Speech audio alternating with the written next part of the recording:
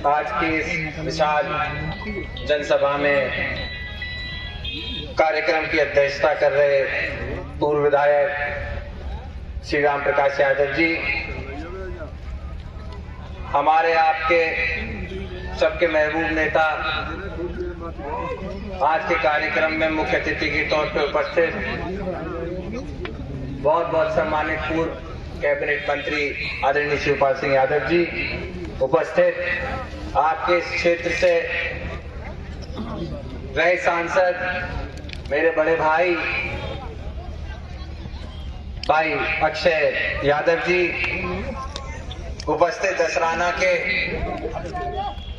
होनहार नौजवान विधायक आपका नेतृत्व करते भाई इंजीनियर सचिन यादव जी, उपस्थित सिरसागंज से विधायक भाई सर्वेश यादव जी, उपस्थित विधायक सुखाबाद मुकेश वर्मा जी, भाई डॉक्टर दिलीप यादव पूर्व एमएलसी साहब, हरिशंकर यादव जी पूर्व जिलाध्यक्ष जी, उपस्थित मंच पर कार्यक्रम के संचालन कर रही और समाजवादी पार्टी की जिला की महासचिव नीना राजपूत जी, नितिन कोहली जी, उपस्थित तमाम समाजवादी पार्टी के फिरोजाबाद से और समाजवादी पार्टी के प्रदेश स्तर के नेता पदाधिकारीगण आए हुए, फिरोजाबाद और खासकर के दसराना की तमाम जनता, नौजवान साथी, माताएं, बहनें, पत्रकार बंधु,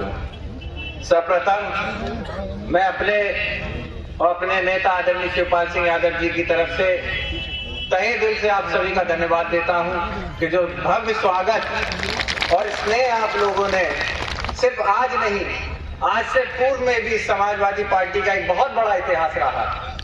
उस इतिहास में अगर हम लोग जाके देखेंगे तो यहाँ बैठे जो बुजुर्ग हैं, इनकी जो मेहनत रही, इनका जो कर्मठ कार्यशीलता रही, उसी के कारण आज समाजवादी पार्टी यहाँ तक पहुंची है। तो मैं आपको भी नमन करता हूँ, आपको धन्यवाद देता हूँ कि नेताजी के साथ कंधे से कंधा मिला के आप लोगों ने जो काम किया, जो मेहनत की, आज उसी का परिणाम है कि हम जैसे नौजवानों को एक मंच मिलता है अपनी बात रखने का।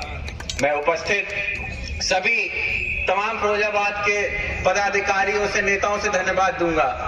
अभी हम लोगों के पहले आपके सांसद भाई अक्षय यादव जी बोल रहे थे और मैं सुन रहा था, लेकिन मुझसे पहले उनको बुलाना, मैं समझता हूं मुझसे पद में भी पार्टी के अंदर वो सीनियर रहे हैं और मुझसे उम्र में भी सीनियर है, तो मुझे पहले अगर बुलाते, उन्हें बाद में बुलाते तो मैं समझता हूं वो ठीक रहता।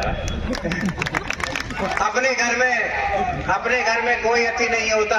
ये वही दसराना, ये मुस्ताबाद पास में है, जहाँ गली गली में हमने भी अपने लोगों से मिला है, अपने घरों में जाके चाय पी है। तो हम अतिथि कहीं से नहीं, मैं समझता हूँ माननीय शिवपाल सिंह जी भी यहाँ के लिए अतिथि नहीं है। ये अपना घर है, अपना क्षेत्र है, चाहे फिरोजाबाद हो, चाहे मैनपुरी हो, चाहे इटावा हो, ये सब वो क्षेत्र है। आप पर सीमन बढ़ा, आबादी बढ़ी तो क्षेत्र अलग अलग बट गए। लगने एक समय वो भी था जब करेल की विधानसभा होती थी और वो पूरी सिरसागंज तक लगा करती थी।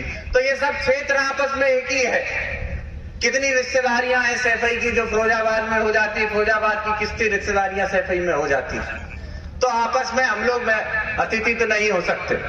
साथ में आज जिसके कारण हम आप यहाँ उपस्थित हैं, आज जिस दौर में ये प्रदेश नहीं, ये देश गुजर रहा है, जिधर आप देखिए हाहाकार मची है। किसान है तो परेशान है, महिलाएं हैं तो उत्पीड़न से परेशान है, नौजवान है तो बेरोजगारी से परेशान है। और हालत तो ये है कि आज के समय पे जो नेता अपने लोगों का नेतृत्व संसद में करते थे, उन्हें भी बाहर निकालने का काम इन भारतीय जनता पार्टी के लोगों ने किया है।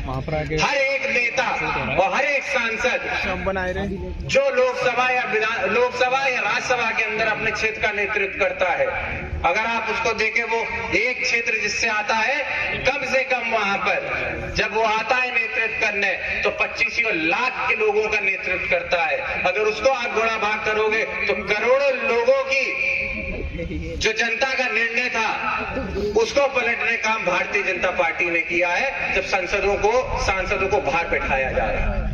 कई सांसद ऐसे जिन्होंने कुछ कहा भी नहीं, जिन्होंने अपने सवाल उठाए थे, उन सवाल उठाने की वजह से अगर उनको बाहर भेजा जा रहा है तो कहीं लोकतंत्र नहीं बचा है, ये बात को समझ लेना। लोकतंत्र तब बचा होता जब वही प्रधानमंत्री और वही केंद्र के मंत्री इन सवालों के जवाब देते और इन सवालों को डट के सामना करते। याद रखिएगा, हम आप उस पार्टी से आते हैं, उस क्षेत्र से आते हैं जिसका नेतृत्व माननीय श्रद्धेय नेताजी ने किया था, जो सवाल तो क्या मुसीबतों को भी डट के सामना करने का काम करते थे। ऐसे क्षेत्र से ऐसे नेता का परिचय हम लोग देते हैं। इसीलिए आपसे अनुरोध करूंगा कि मैंने कहा कि जो समय है आज का, ये बहुत महत्वपूर्ण है। आने वाला भविष्य क्या होगा वो हमारे नौजवानों को तय करना है, आपको तय करना है। और कहीं ऐसी गलती हमसे आपसे ना हो जाए कि आज हम लोग अपना पास का फायदे के चक्कर में दूर का नुकसान कर बैठे।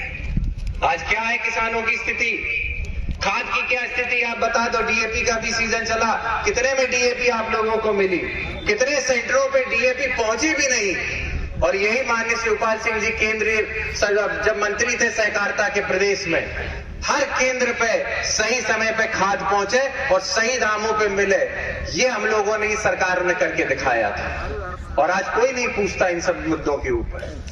भारतीय जनता पार्टी वो पार्टी है जो विकास के मुद्दे या किसान के मुद्दों पे सरकार पे आती ही नहीं, वो तो धर्म और मंदिर मस्जिद के मुद्दों पे आती है। तो इसीलिए जब वो सरकार में रहती है तो वो कभी आपकी हमारी बात नहीं करेगी, वो सिर्फ भाई को भाई से लड़ाने की बात करेगी, धर्म जाति मंदिर मस्जिद की बातें करेगी। जो मंदिर की आज ये लोग बात करते हैं अयोध्या में, वो हमारा भी उतना ही है जितना उनका है, वो आपका भी उतना ही है जितना उनका है। लेकिन कभी हमने ठोक के, ताली ठोक के, ये ढोलक ठोक के ये नहीं कहा कि हम मंदिर के लिए ये किया है, हमने मस्जिद के लिए ये किया है। इतिहास उठा के देख लीजिएगा, जब जब बहुत बड़ी बड़ी घटनाएं इस प्रदेश के अंदर, देश के अंदर हुई हैं, नेताजी ने बहुत महत्वपूर्ण फैसले लिए हैं। हमेशा ऐसा नहीं सोचा कि एक पक्ष की हम मदद कर दे, एक पक्ष को छोड़ दे।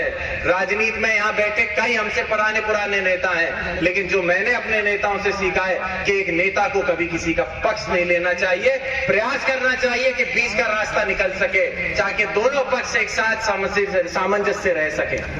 तो इसीलिए आप लोगों से मैं यही अनुरोध करूंगा कि 2024 का चुनाव करो या मरो की स्थिति में हमें आपको लड़ना है। और हमें उनसे लड़ना है जिनके पास आज प्रशासन की ताकत भी है, पैसे की ताकत भी है, और साथ में जो बची कुची मीडिया थी उसकी ताकत भी उन्हीं के पास है। तो हमें आपको बहुत चौकन्ना रहना होगा। याद रखिएगा, जो अखबार हम आप पढ़ते हैं, जो न्यूज चैनल हम आप देखते हैं, आज के समय पे जो फेसबुक पे भी हम आप न्यूज़ें पढ़ते हैं, वो सब प्रायोजित खबरें होती हैं। सही खबरें पाने के लिए हमें आपको आज मेहनत करनी पड़ती है।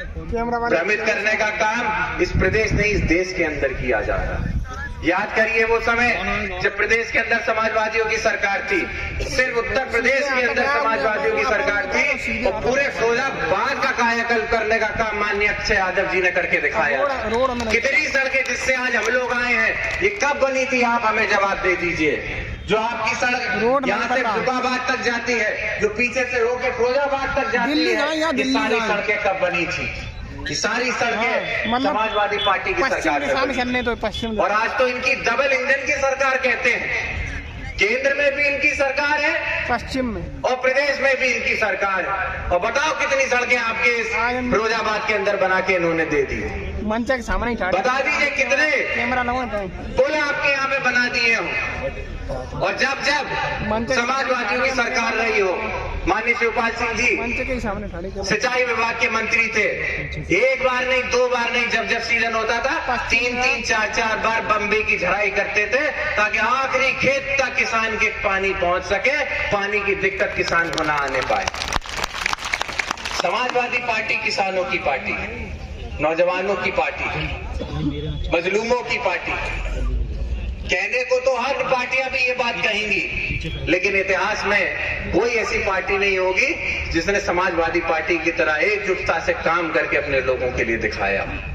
हमने विकास के लिए वोट मांगा है। माननीय अखिलेश यादव जी के नेतृत्व में जब सरकार बनी थी उस समय पे कितने विकास कार्य प्रदेश भर के अंदर हुए थे। इस उत्तर प्रदेश की पहचान विकास के प्रदेश के पहचान से होने लगी थी। आज फिर हम आप एक उस गड्ढे में आ गए हैं। आज फिर हम आप अपनी समस्याओं से जूझ रहे हैं। बताओ आप, आज के समय पे एक परिवार में अगर लड़ाई हो जाती है, जमीन को लेके विवाद होता है, तो क्या सरकार बंदर बाट करने में नहीं लग जाती? क्या थाने नहीं बिक रहे हैं? क्या तहसीलें नहीं बिक रही हैं? अगर आप आज एक भी अपना दाखिल खारिज कराने चले जाओ, क्या लेखपाल आपसे पैसा नहीं मांगता? अपने हक के लिए, अपने सही काम के लिए आपको पैसा नहीं देना पड़ रहा है? तो ये सारी समस्याएं आपको हमें उठानी होंगी। जब तक हम इन समस्याओं को नहीं उठाएंगे तब तक कुछ नहीं होने वाला है। और इस बात को आप ये मत सोचिएगा कि आज पड़ोसी के घर में आग लगी है तो आपको चिंता नहीं करनी। कब ये आग आपके आंगन में पहुंच जाएगी आपको पता नहीं चलेगा, और तब सर पीटते हम आप बैठे रहेंगे, करने को हमारे पास कुछ नहीं होगा। इसीलिए ये 2024 का चुनाव में आपको देखना है। और आज यहाँ बैठे हम सब नेता, अगर हम सभी कार्यकर्ता प्रण ले लें, जितने यहाँ उपस्थित हैं, हम प्रण ले लें कि आने वाले 24 में किसी भी तरीके से भारतीय जनता पार्टी को यहाँ से उखाड़ फेंकेंगे, तो मैं समझता हूँ ये जसराना वो क्षेत्र है जिसने इतिहास लिखने का काम किया है, हवाएं बदलने का काम किया है, और एक बार फिर 24 में हवा बदलने का आप लोग काम करेंगे। आप सभी से मैं अनुरोध करूंगा कि आप सभी लोग एकजुटता से माननीय अक्षय यादव जी का सहयोग करें। हम लोग का प्रयास रहेगा, समय समय पे आपके बीच में आते रहेंगे, आप लोगों के बीच में आके प्रयास करेंगे आप लोगों की समस्याओं को ऊपर तक पहुंचाने का, आप लोगों की समस्याओं का निवारण करने का। आप लोगों की समस्याओं के लिए अगर हमें भिड़ना पड़ेगा, चाहे पुलिस प्रशासन या सरकार से, तो वो भिड़ने का काम भी हम सभी नेता यहाँ पे करने का काम करेंगे। एक बार पुनः मैं पूरे जसराना क्षेत्र के आए हुए हमारे सम्मानित बुजुर्ग, नौजवान साथी और सभी कार्यकर्ताओं से, खास करके उन पार्टी के पदाधिकारियों से जो सड़कों पे खड़े होकर भीड़ को संगठित करके यहाँ पे बैठाने का काम कर रहे थे, गाड़ियां लगाने का काम कर रहे थे, मैं उस पूरी टीम का धन्यवाद देता हूँ कि बहुत ही शानदार कार्यक्रम हमारे नेता के आप लोगों ने जो सम्मान में किया है, उसके लिए आपका बहुत बहुत धन्यवाद। जय भारत, जय समाजवाद।